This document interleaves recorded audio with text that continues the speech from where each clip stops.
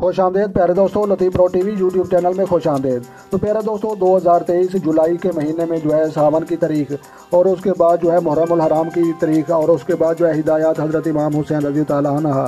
تو لہٰذا پیارے دوستوں آج کی ویڈیو دلچسپ ہونے والی ہے۔ تو لہٰذا ہم جو ہے مزید دیکھتے ہیں کہ بروز اتوار اور 16 جولائی کو جو ہے یہ ساون کی یکم ہوگی۔ تو لہٰذا اس کے بعد جو ہے یہ 25 شمسی تاریخ ہے اور طرفہ جو ہے 23 31 میں ہوگا اور اس کے بعد جو ہے یہ 27 جو ہے یہ ہوگی ذی الحجہ کی۔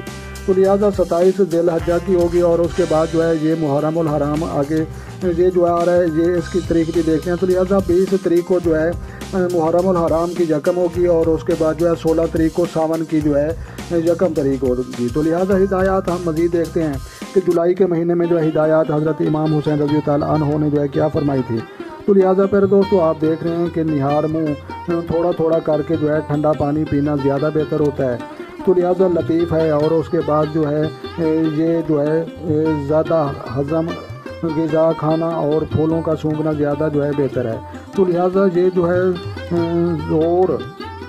تو پیارے دوستو زود ہضم غذا سخت نہیں کھانا چاہیے، نرم استعمال کرنی چاہیے، پھولوں کا سونگھنا زیادہ بہتر ہے اور نہار منہ جو ہے ٹھنڈا پانی زیادہ استعمال کریں اور خاص طور پر جو ہے مٹی کے برتن والا پانی استعمال زیادہ کریں۔ تو لہٰذا پیارے دوستو آپ نے جو ہے نرم خوراک استعمال کرنی ہے اور سخت خوراک جو ہے جولائی کے مہینے میں آپ نے استعمال نہیں کرنی۔